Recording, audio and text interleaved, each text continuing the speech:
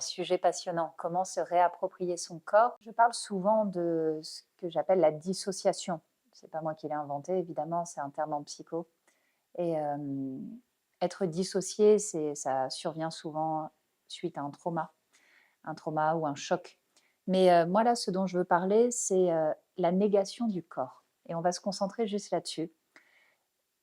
On se sert de son corps comme un véhicule. Et la plupart du temps, on arrive à 35, 40 ans. Et on est en mauvais état physique.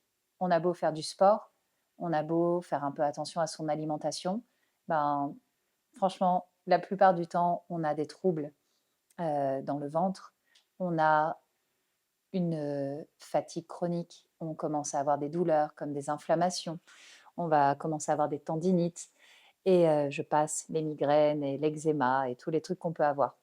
Et souvent, on a aussi une très piètre estime de soi, de son propre corps. Bon, on n'a pas besoin d'attendre d'avoir 35 ans pour en être là, hein. Ça arrive souvent bien avant, hein. Et en fait, il y a un truc je pense, qu'on devrait nous apprendre peut-être à l'école ou dès notre plus jeune âge, c'est que finalement le corps, c'est le véhicule, la première maison et la seule et unique maison que l'on nous offre dès notre naissance pour expérimenter la vie.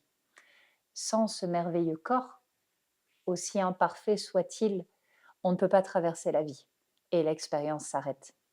Et on est obligé de revenir dans la prochaine, sous une autre forme. Donc, je trouve que dans cette société où on est toujours dans l'action, dans le fait de faire, où finalement on va empêcher aux émotions de s'exprimer, à notre sensibilité d'exister, à toute notre créativité, toute cette énergie vitale qui est en nous de vraiment s'expandre et exister, finalement, on tourne le dos à notre corps et on finit par se dissocier de lui. Et en plus, il y a un truc super malsain qui se met en place, c'est quand on est dans cette quête de faire, dans cette énergie-là, de créer, le corps doit nous obéir. Et il finit par obéir au mental. C'est-à-dire qu'on va l'obliger à aller faire de la muscu, à faire des défis sportifs, à être toujours plus performant, plus cohérent, plus dans l'action. Et on va lui refuser de prendre du repos parce que il n'a pas le droit d'avoir mal, il n'a pas le droit d'être fatigué, il n'a pas le droit d'avoir de la cellulite et euh, en, d'être moche, quoi, avec les critères de valeur les critères de beauté de notre société qui sont totalement absurdes et falsifiés. Et on va lui imposer en permanence une sorte de rumination mentale hyper violente. T'as trop mangé, t'as pas le droit de faire ci, t'es pas comme il faudrait, t'es pas comme ça, t'es pas à la hauteur, t'es pas ci, t'es pas ça. Et en fait, il y a une forme de dysfonctionnement qui se met en place dans le cerveau où notre petite voix interne commence à devenir une sorte de bourreau et à nous fracasser en permanence et à nous faire culpabiliser, à nous faire douter, à nous humilier. Et en fait, on a besoin de personne pour devenir totalement maltraitant envers soi. On a besoin de personne. Il suffit d'une petite phrase dans la cour de l'école quand on est enfant, où finalement quelqu'un nous rejette parce qu'on était amoureux de lui et qui nous dit non, ou que notre papa nous dit qu'on a pris 2 kilos de gras et du coup ça nous vexe à mort et c'est fini. C'est ancré, la graine est plantée et on construit notre personnage de vie autour de ce trauma. Alors là, c'est la fin des haricots. Pendant 30 ans, on traîne son trauma. Et ça va de diététicien en diététicien, salle de sport, à faire des régimes pas possibles, à chercher finalement l'amour et la reconnaissance dans le regard de centaines de personnes, et finalement à ne jamais le trouver. Et donc cette petite guerre interne qui peut devenir un grand désastre, on peut l'arrêter, heureusement. On peut faire la paix avec cette voix et lui dire de se taire de temps en temps, se calmer, donc avec toujours la méditation, avec du neurofeedback dynamique, avec de la méditation, avec du yoga, avec finalement des approches beaucoup plus holistiques, avec le breathwork par exemple. On peut aller calmer tout ça. On dit toujours que le premier cerveau, c'est l'estomac. Moi, je dis que le premier cerveau, les premières neurones sont dans le cœur, puis ensuite dans l'estomac et enfin dans la tête. Donc, quand on se met à écouter le fonctionnement de son cœur, puis les réactions de son corps, et à vraiment les honorer, c'est-à-dire que quand le corps est fatigué, on dort, quand on pleure et qu'on est triste, on accepte de pleurer et de se reposer. Je veux dire, toutes les émotions que le corps va véhiculer sont des messages de notre âme. Ce que votre âme a à vous dire, vous allez l'exprimer par votre corps. C'est le dernier rempart avant la maladie, c'est l'expression de votre corps. Et même une maladie vous raconte ce que votre âme a comme blocage, comme problématique, comme peur ou comme volonté d'expérience. Et donc se réapproprier son corps, c'est lui laisser l'opportunité de vous parler en priorité. Est-ce que votre corps a besoin de sommeil? Est-ce qu'il a besoin de danser? Est-ce qu'il a besoin de jouir? Est-ce que vous avez besoin d'extase?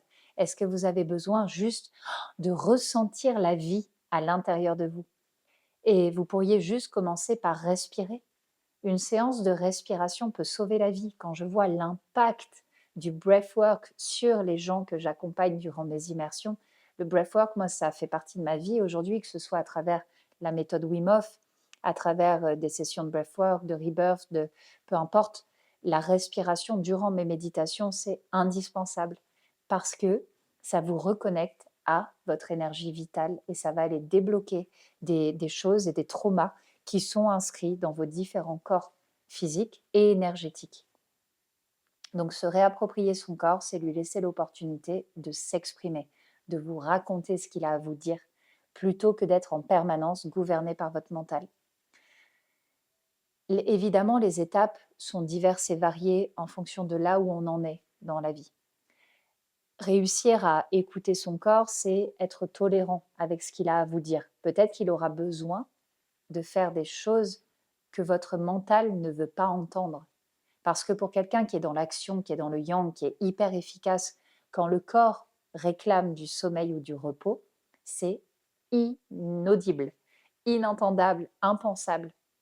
Et je sais, je connais par cœur ce procès, je l'ai vécu.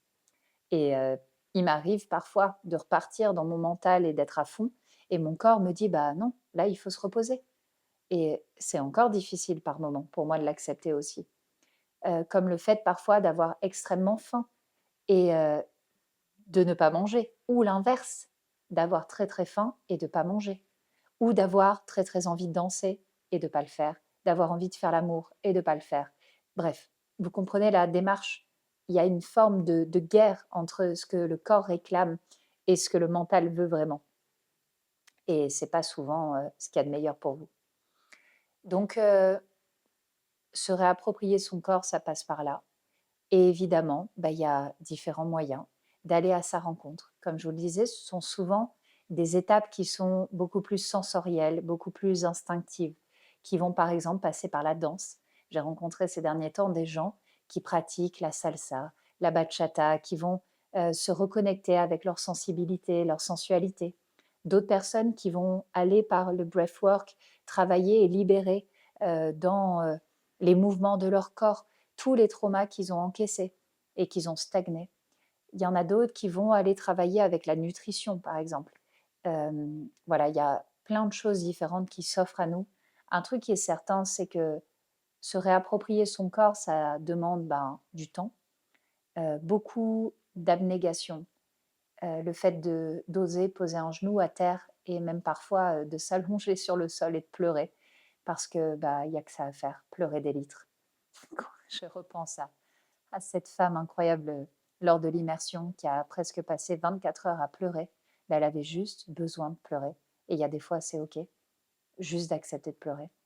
Et, et finalement, c'est comme ça que la lumière peut revenir quand on accepte de repartir depuis les bases les plus simples, dormir, manger correctement, faire l'amour correctement, avec juste ce cadre que vous allez poser avec vous-même, qui est un cadre de respect, un cadre où tout est possible, où vous pouvez exprimer qui vous êtes dans vos besoins, dans vos ressentis, dans oui, toutes les personnalités que vous pourriez avoir, parce que même la sexualité, on fera une vidéo là-dessus, est tellement bridée de nos jours. On n'ose tellement pas s'avouer déjà à soi-même ce dont on a besoin, Alors comment est-ce qu'on pourrait l'avouer aux autres, à notre partenaire de vie?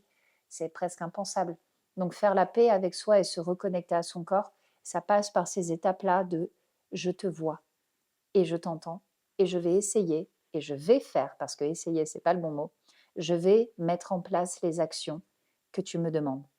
Et je vais écouter encore un peu ton âme, mon âme, et je vais venir mettre en place la petite action qui va bien et qui me fera du bien. Et c'est comme ça qu'on se réapproprie son corps et qu'on redevient l'architecte de sa vie.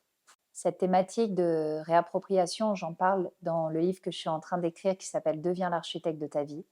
Et évidemment, c'est un des sujets que j'aborde lors des immersions ou des accompagnements. Pour moi, c'est primordial. Donc, comme d'hab, si ça t'intéresse d'en savoir plus, eh bien déjà, tu peux aller récupérer ton cadeau gratuit, une méditation que j'ai enregistrée pour vous, qui est gratuite. Et sinon, réserver un appel pour nous retrouver de l'autre côté, me retrouver de l'autre côté. À plus tard.